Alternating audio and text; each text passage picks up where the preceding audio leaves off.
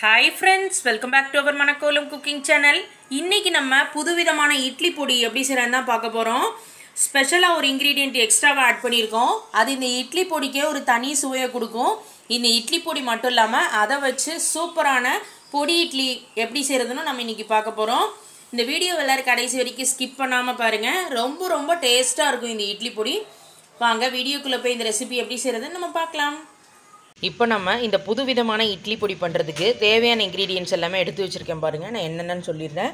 1 tumbler உளுத்தம்பருப்பு, எல்லாமே ஒரே சைஸ் டம்ளராக இருக்கும். 1 டம்ளர் உளுத்தம்பருப்பு, 1 டம்ளர் கடலைப்பருப்பு, 1 டம்ளர் நான் வேர்க்கடலை எடுத்து வச்சுருக்கேன். இது பச்சை வேர்க்கடலை. 1/2 டம்ளர் வெள்ளை எள்ளு.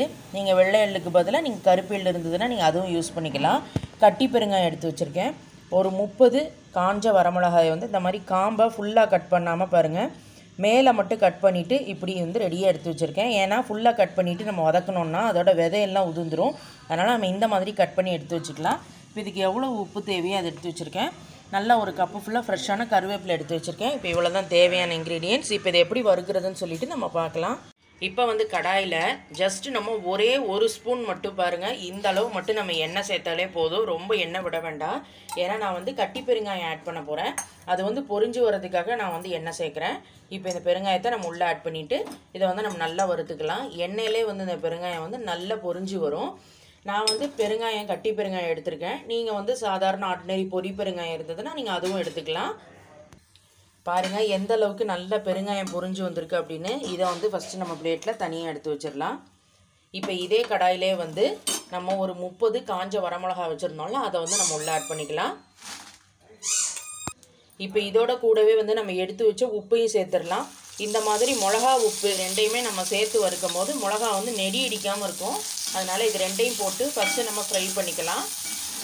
ரொம்ப ஃப்ரை பண்ணணும்னு இல்லை, லைட்டாக ஒரு 2 மினிட்ஸ் மட்டும் இந்த மிளகா லைட்டாக ரோஸ்ட் ஆகட்டும். அது வரைக்கும் நம்ம இதை வறுத்தாலே போதும்.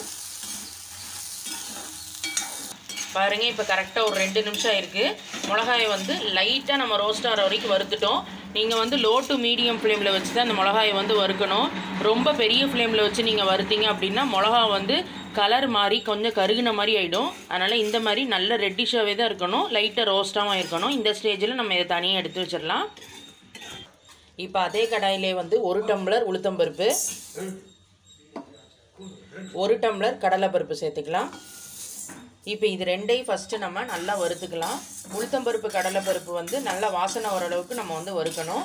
இந்த இட்லி பொடிக்கு ரேஷியோ உளுத்தம்பருப்பு 1 டம்ளர், கடலைப்பருப்பு 1 டம்ளர், வேர்க்கடலை 1 டம்ளர், இது மூணுமே 1 டம்ளர் எடுத்துக்கணும். எள்ளு மட்டும் நம்ம 1/2 டம்ளர் எடுத்துக்கலாம். இப்போ இது கொஞ்சம் கலர் மாதிரி வாசனை வர அளவுக்கு இது நம்ம நல்லா வறுத்து எடுத்துக்கலாம். கொஞ்சம் டைம் ஆகும், ஒரு 5 மினிட்ஸாவது ஆகும். கைவிடாமல் இந்த மாதிரி நம்ம வறுத்துக்கலாம்.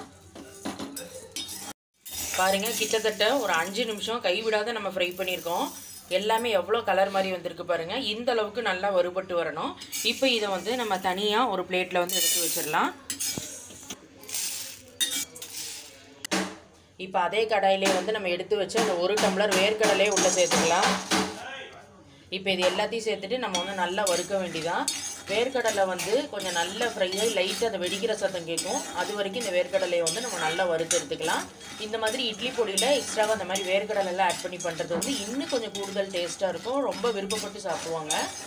நல்லா அப்படி கலந்து விட்டுக்கோங்க. இது கொஞ்சம் நல்லா ஃப்ரை ஆனதுக்கப்புறம் எப்படி வந்திருக்குன்னு நான் காட்டுறேன். பாருங்கள் வேர்க்கடலை நல்லா ஃப்ரை ஆகி இந்த மாதிரி நல்லா வெடிக்கிற சத்தம் கேட்குது. இப்போ இதை நம்ம தனியாக ஒரு பிளேட்டில் நம்ம எடுத்து வச்சிடலாம். ஏன்னா நம்ம எல்லாத்தையும் பார்த்துட்டு தனித்தனியாக அரைப்போம். அதனால் நம்ம இதை தனியாக எடுத்து வச்சுருவோம். இப்போ அதே கடாயிலே நம்ம எடுத்து வச்ச அந்த 1/2 டம்ளர் வெள்ளை எள்ளை சேர்த்துக்கலாம். இது ரொம்ப வறுக்கணும்னு இல்லை, கடாய் ஆல்ரெடி சூடாக இருக்கிறனால இந்த எள்ளு டக்கு டக்குன்னு வெடிச்சிடும். வெடித்த உடனே நம்ம இதை எடுத்துடலாம். அதனால் அப்படியே ஒரு 1 நிமிஷத்துக்கு மட்டும் அப்படியே கலந்து விட்டுக்கோங்க.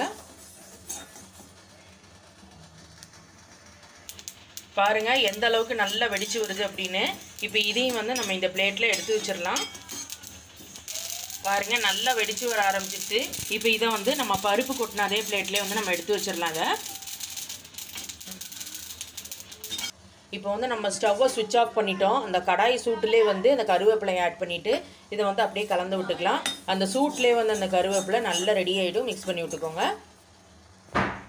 பாருங்கள் அந்த சூட்டிலே வந்து கருவேப்பிலை நல்லா ரெடி ஆகிடுது. இப்போ இதையும் நம்ம வந்து பிளேட்டில் எடுத்து வச்சிடலாம். இப்போ இங்கே நம்ம வறுத்தது எல்லாமே ரெடியாக வச்சுருக்கோம். இப்போ இது எல்லாமே கொஞ்சம் ஆறட்டும். ஆறுனதுக்கப்புறம் நம்ம எப்படி அரைக்கிறதுன்னு சொல்லிட்டு பார்க்கலாம். இப்போ எல்லாமே நல்லா கூலாக எடுத்து ஃபஸ்ட்டு பாருங்கள் நல்ல ஒரு பெரிய மிக்ஸி ஜார் எடுத்து வச்சுருக்கேன். அதில் வந்து ஃபஸ்ட்டு நம்ம வறுத்த கட்டி பெருங்காயத்தை நான் தனியாக ஆட் பண்ணிக்கிறேன்.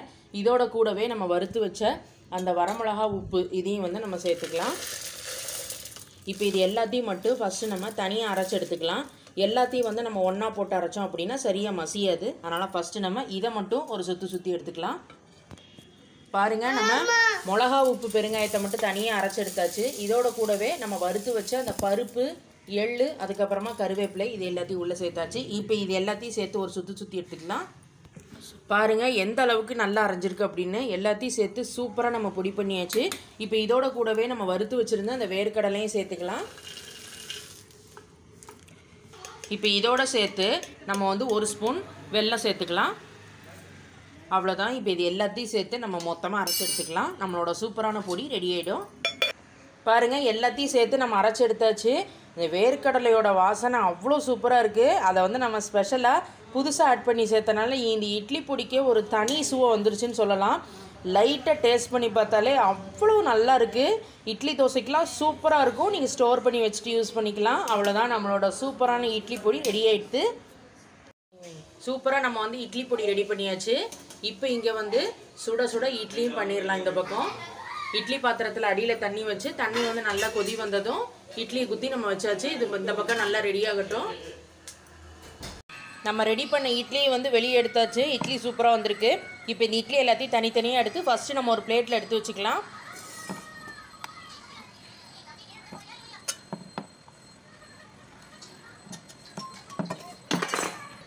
இப்போ நம்ம 6 இட்லியுமே வந்து பாருங்கள் வெளியே எடுத்து வச்சாச்சு. இப்போ இதில் தான் வந்து நம்ம கோட் பண்ண போகிறோம்.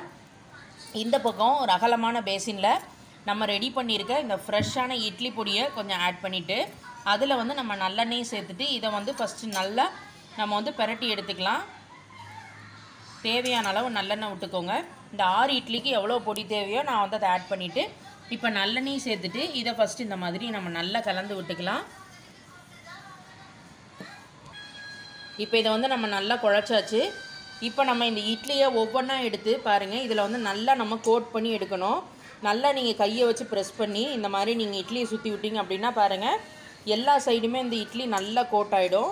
இந்த மாதிரி எல்லாமே நல்லா கோட் ஆகிற மாதிரி நம்ம இட்லி ரெடி பண்ணிவிட்டு அதை வந்து தனியாக எடுத்து வச்சுக்கலாம். இந்த மாதிரி நம்ம பொடி இட்லி பண்ணுறது வந்து எல்லாருமே கொஞ்சம் விருப்பப்பட்டு சாப்பிடுவாங்க. சாதாரணமாக இட்லி கொடுக்குறத விட இந்த மாதிரி கொஞ்சம் டிஃப்ரெண்ட்டாக பொடி இட்லி வந்து ட்ரை பண்ணலாம். நம்ம ட்ராவல்லாம் பண்ணும்போது நம்ம இந்த மாதிரி டிப் பண்ணி இட்லி பொடி இட்லியாக கொண்டு போயிட்டோம் அப்படின்னா ரொம்ப ரொம்ப ஈஸியாக இருக்கும். சைட் டிஷ் எதுவுமே தேவையில்லை. அப்படியே வந்து ட்ராவல் போது நம்ம எடுத்து சாப்பிட்லாம். லஞ்ச் பாக்ஸ்க்கெலாம் கூட கொடுத்து அனுப்பலாம், நல்லாயிருக்கும். கண்டிப்பாக இந்த மாதிரி ஒரு தடவை பொடி இட்லி ட்ரை பண்ணுங்கள். ஃப்ரெஷ்ஷாக பொடி பண்ணி அதில் இந்த மாதிரி பொடி இட்லி பண்ணது ஒரு தனி டேஸ்ட்டு தான். இதே மாதிரி நம்ம ரெடி பண்ண 6 இட்லிக்கும் நம்ம கோட் பண்ணி ரெடியாக எடுத்து வச்சுக்கலாம். சூப்பர். பாருங்கள் 6 இட்லிக்கும் நம்ம வந்து கோட் பண்ணி எடுத்தாச்சு. பார்க்குறதுக்கே எவ்வளோ கலர்ஃபுல்லாக அவ்வளோ டெம்டிங்காக இருக்குது சாப்பிட்றதுக்கு. இப்போ நம்மளோட சூப்பரான பொடி இட்லியை நம்ம ரெடி பண்ணியாச்சு. இன்றைக்கி ரெசிபி பார்த்துருப்பீங்க friends. Different type of idli podi பண்ணியிருந்தோம். அதை வச்சு சூப்பரான சுட சுட இட்லியில் கலந்து பொடி இட்லியும் பண்ணியிருக்கோம். ரொம்ப ரொம்ப டேஸ்ட்டாக இருக்கும். நீங்கள் லஞ்ச் பாக்ஸ்க்கெலாம் கொடுத்து விடலாம். அதே மாதிரி ட்ராவலுக்கெலாம் வந்து ரொம்பவே சூப்பரான ஒரு ரெசிபி. கண்டிப்பாக எல்லோரும் இந்த இட்லி பொடி உங்கள் வீட்டில் ட்ரை பண்ணி பார்த்துட்டு உங்கள் ஃபீட்பேக்கை கமெண்ட் பாக்ஸில் ஷேர் பண்ணுங்கள். மேலும் மேலும் இன்ட்ரெஸ்டிங் வீடியோஸ்க்கு நம்ம மணக்கோலம் குக்கிங் சேனலை சப்ஸ்கிரைப் பண்ணிவிட்டு சைடில் இருக்கிற பெல் ஐக்கானையும் கிளிக் பண்ணி ஆன்லைன் கிளிக் பண்ணிவிடுங்க. அப்போ தான் நம்ம போடுற வீடியோஸோட நோட்டிஃபிகேஷன்ஸ் உங்களுக்கு ரெகுலராக வரும் ஃப்ரெண்ட்ஸ். இதே மாதிரி ஒரு இன்ட்ரெஸ்டிங் ரெசிபியோட உங்களை நான் நெக்ஸ்ட் வீடியோவில் மீட் பண்ணுறேன். தேங்க்யூ.